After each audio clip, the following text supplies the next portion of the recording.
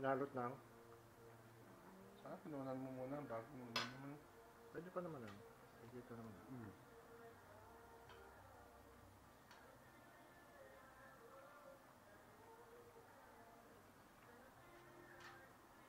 Muna ako ka lang.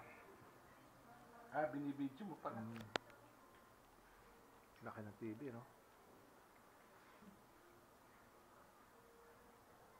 Kuna mo yun sa labas mamaya. Kukuha ko yun.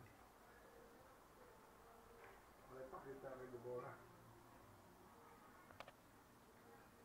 So pagkagaling sa church, dapat talaga may mga sasakyan yung ano, yung bisita. Dapat ano na lang. Mag-hire na lang ng van. Hindi. Sabay-sabay na.